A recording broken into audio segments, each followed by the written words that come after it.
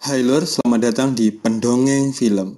Kali ini Pendongeng Film akan membahas film horor Thailand tahun 2012 yang berjudul 3AM. 3AM adalah film omnibus yang menceritakan 3 cerita horor berbeda dalam satu film yang tidak ada hubungannya antara ketiga filmnya. Mantap kan? Film ini menceritakan tentang hantu yang sering muncul saat jam 3 dini hari. Konon katanya nih, makhluk halus akan mencapai kekuatan maksimalnya pada saat jam 3 dini hari. Itu di dalam film ini yo. Ya wes, ra usah kakean cocot, langsung kita simak saja ke ceritanya.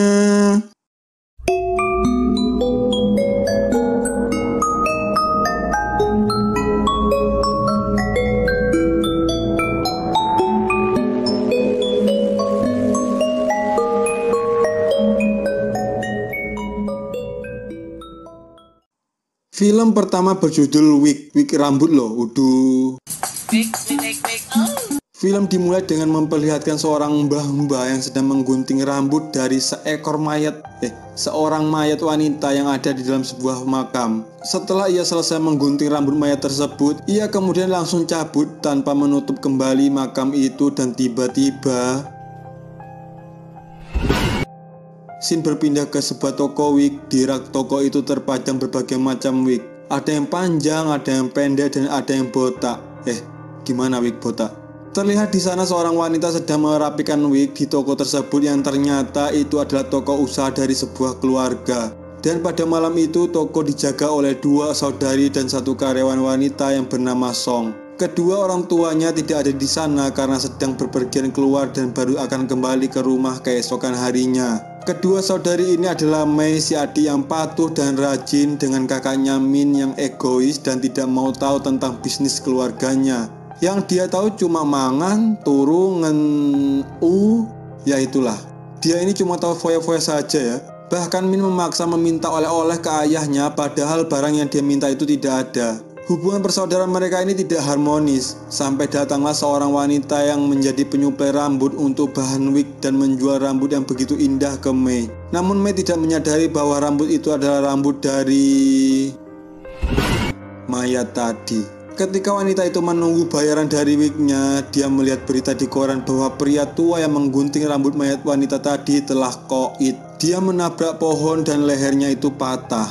Ini sudah pasti kelakuan. Scene berganti ke Mei yang sedang merapikan rambut yang baru dibelinya tadi. Lalu dari belakang ada tangan yang menghampirinya. Namun ketika Mei menoleh, dia nggak lihat apa-apa.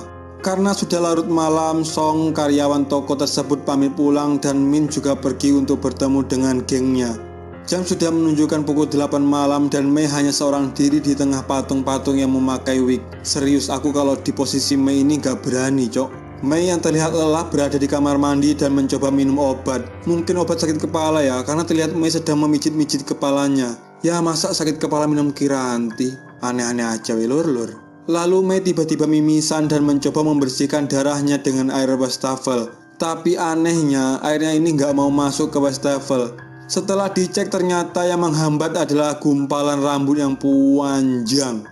Dan tak lama kemudian muncul tangan serem berair mau menggerayai Mei.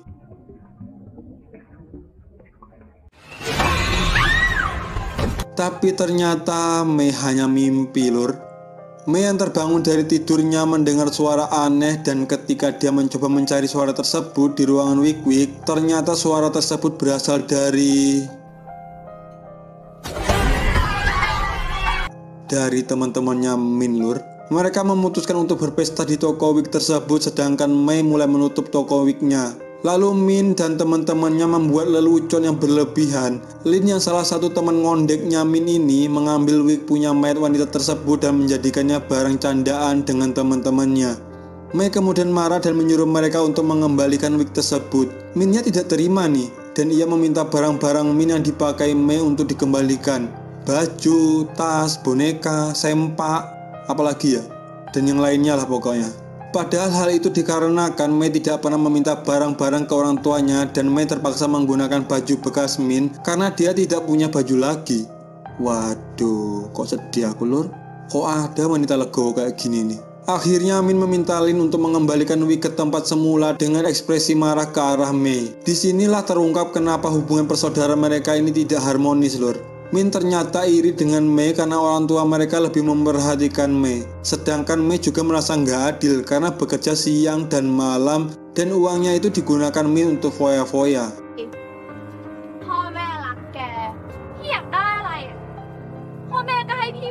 Lalu tanpa terasa waktu sudah menunjukkan jam 3 dini hari. Saat Lin ingin mengembalikan Wick tadi ke bawah, ia merasa ada yang aneh. Tiba-tiba saja dari Wick itu ada tangan yang meremas matanya.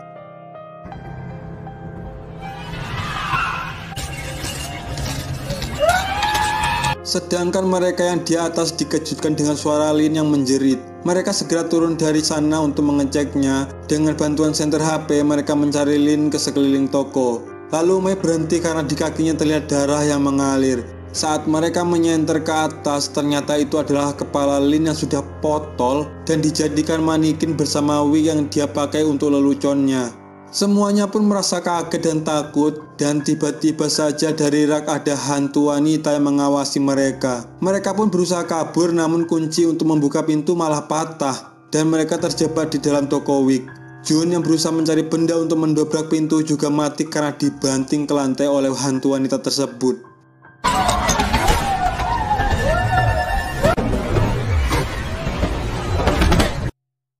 Dan Pon juga mati tertancap paku yang digunakan untuk merapikan wig. Lalu seketika Mei mendapatkan penampakan bagaimana wanita itu bisa mati, yang ternyata dia ditenggelamkan dengan paksa, Lur. Dan itulah yang membuat hantu tersebut berkulit pucat, biru, dan berair.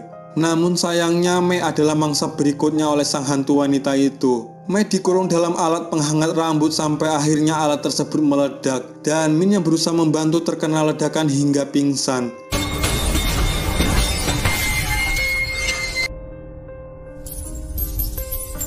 Ketika Min tersadar, hari sudah pagi. Orang tua mereka pun sudah kembali. Saat Min ingin bercerita apa yang terjadi, orang tua mereka malah... Dan yap, ternyata Min sudah mati karena tertancap pecahan kaca besar di perutnya. Ia terduduk lemas dan melihat ke arah Mei dengan wajah khawatir. Lalu di akhir scene kita diperlihatkan Mei yang sedang berpelukan ke ibunya, dan ternyata... Film kedua berjudul Mayat Pengantin. Seorang penjaga mayat bernama Tosh diminta untuk menjaga sepasang mayat suami istri bernama Mike dan Cherry yang mati secara misterius seminggu yang lalu sebelum mereka menikah.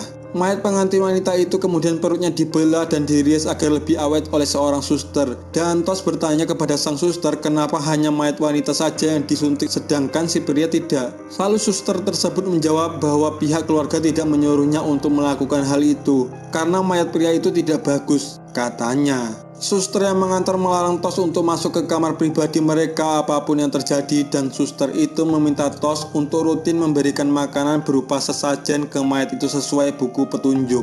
Meskipun perawat sudah meyakinkan kembali ke Tosh apakah dia takut atau tidak dalam pekerjaan ini, namun Tosh menjawab, ketika perawat sudah pergi dan Tosh nekat masuk ke kamar pribadi pasangan mempelai yang mati tersebut. Ia mencoba beristirahat lalu tiba-tiba patung musik yang ada di dalam meja sebelah kasur berbunyi sendiri. Dan di sana terlihat patung wanita yang patah. Malam pun tiba dan Tosh menyiapkan makanan sesajen sesuai buku petunjuk. Ketika Tosh hendak kembali ke kamarnya, Tosh melihat tutup peti dari mayat wanita itu terbuka sedikit. Lalu ada tokek jatuh coy dan masuk ke dalam peti mati Cherry yang kemudian masuk ke dalam gaun pengantinnya. Waduh, bisa aja si tokek cari yang enak-enak. Tosh yang berusaha mengeluarkan tokek itu malah tersanjung dengan kecantikan dari Cherry. Saat Tosh berusaha membuka gaun pengantin untuk mencari tokek gatel itu, mayat Mike seolah-olah tidak terima atas perlakuan Tosh. Tosh penasaran dengan apa yang terjadi sebenarnya. Kenapa kedua mempelai ini bisa mati secara bersamaan? Tosh yang membuka laci kamar menemukan sebuah wadah yang berisi patahan patung musik, sebuah CD, dan kamera. Namun patahan patung musik itu terjatuh di bawah kasur dan ketika Tosh berusaha menggapainya, tiba-tiba patahan tersebut hilang. Tosh lalu mencoba memutar CD yang ia dapatkan. Namun saat diputar CD itu error dan tidak terbaca. Tos tidak menghiraukannya dan beralih ke kamera, dan di situ dia menemukan foto-foto dari Cherry yang terikat tali dan terlihat sangat tersiksa. Tos akhirnya menyadari nih bahwa Cherry telah disiksa oleh Mike, calon suaminya itu. Tos yang sedang emosi karena hal itu, tiba-tiba ia menemukan sebuah benang tersangkut yang ternyata itu adalah benang jahit dari dada mayat Cherry. Ketika Tos perlahan-lahan mengikuti arah benang dan semakin dekat dengan ruangan peti tadi, ia melihat sosok Cherry yang berusaha memanggilnya. Lalu Tos terbangun dari mimpinya. Mimpi lagi. Dan tiba-tiba saja si tiang error tadi malah menyala secara otomatis. Sudah diservis sama hantu kayaknya nih. Di CD itu memperlihatkan Cherry sedang disiksa oleh Mike. Mike mengatakan, Tos pun makin emosi nih coy, dan mendatangi ruang peti mati itu. Lalu ia menemukan peti mati Mike sudah menabrak peti mati Cherry. Dan tutup peti mati Cherry ini sudah terbuka lebar. Tos pun lalu menantang mayat Mike. Lalu Tos memindahkan peti mati Cherry ke ruangan yang berbeda agar tidak diganggu oleh mayatnya Mike lagi. Tos lama-kelamaan jatuh cinta nih coy dengan mayatnya Cherry dan pada akhirnya menjaga, merawatnya, bahkan melakukan hubungan di luar batas kepada mayat Cherry. Saat Tos terbangun dari tidurnya, dia melihat peti Mike sudah kosong. Tos yang sedang kebingungan tiba-tiba ditarik kakinya oleh sepasang tangan dari bawah kasur yang kemudian ditusuk dengan patahan dari patung musik yang hilang tadi.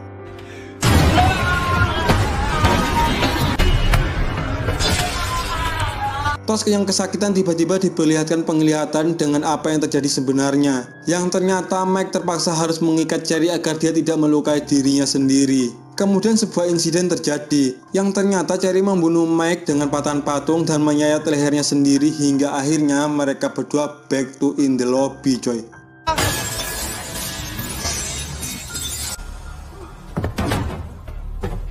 Tos yang ketakutan berusaha kabur dari sana, namun usahanya sia-sia. Arwah Cherry sudah mengincarnya. Dan tepat jam 3 dini hari, Tos terbangun dari tidurnya dan menyadari bahwa dirinya terjebak di dalam peti mati Cherry. Ia berteriak meminta pertolongan, namun Cherry yang jatuh cinta kepada Tos menghalanginya dengan duduk di atas peti mati dengan diiringi instrumen dari patung musik yang menyala. Dan film kedua habis, saatnya masuk kita ke film ketiga.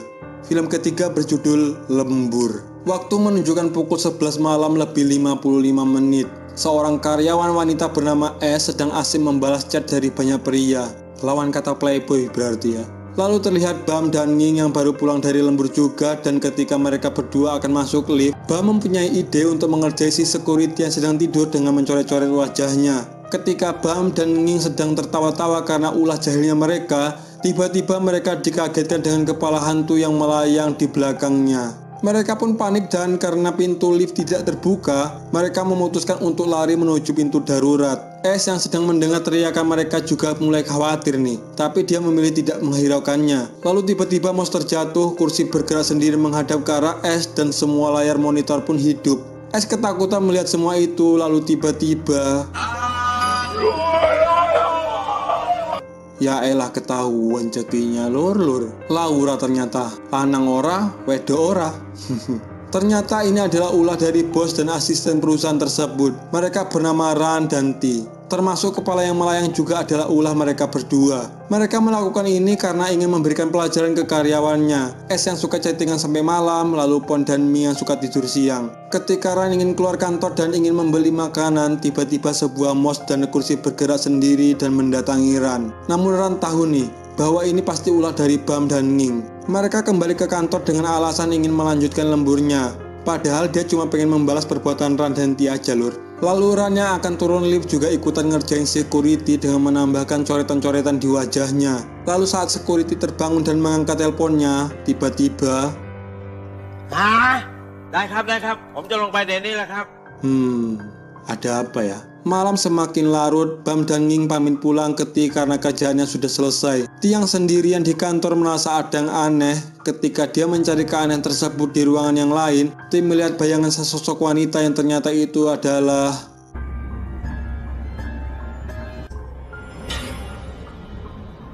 sapu pel lur. Kemudian tiba-tiba pintu kulkas membuka dan menutup dengan sendirinya. Ti sudah mengira nih, ini pasti ulah bosnya Ran. Namun ternyata Ran baru datang dari membeli makanan. Ti mulai ketakutan dan benar saja dari dalam kulkas muncul seekor hantu wanita. Ti lari ketakutan dan kembali ke ruangan kerjanya dan ia dikagetkan lagi dengan hantu bermuka ajur. Ti kaget dan terkena serangan jantung mendadak yang pada akhirnya dia koit. Ternyata hantu di kulkas adalah ulah mereka bertiga yang sengaja mengerjain Ti. Ran yang shock atas kematian Ti mencoba menenangkan diri di ruangannya dan menyuruh Bam juga Nging untuk pulang ke rumahnya saja.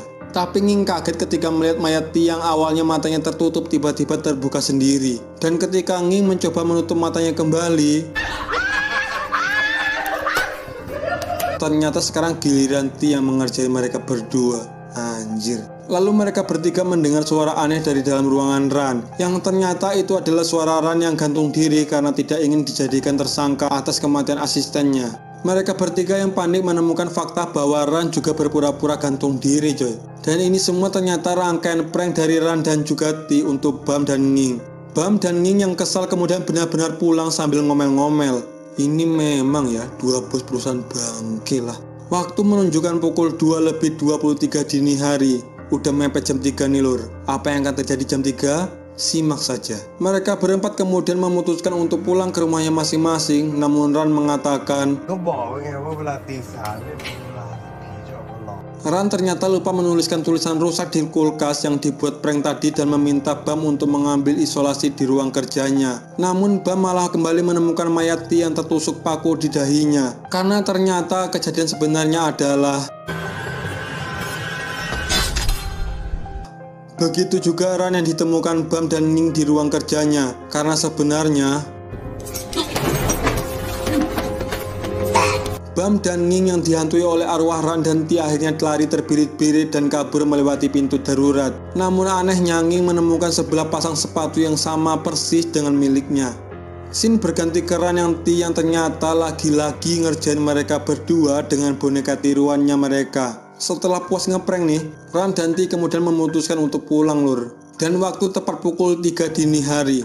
Ketika lift terbuka, mereka melihat Bam dan Nging ada di lift tersebut. Dan mereka ini masih tertawa-tawa karena berhasil mengerjain mereka berdua. Tapi mukanya mereka ini sudah pucat lur. Lalu ketika Ran dan Ti mengecek HP-nya, mereka menyadari bahwa telah ditelepon berkali-kali oleh sekretarisnya. Ran mencoba menelpon balik asistennya untuk mengetahui apa yang sebenarnya terjadi. Dan sekretarisnya pun menceritakan bahwa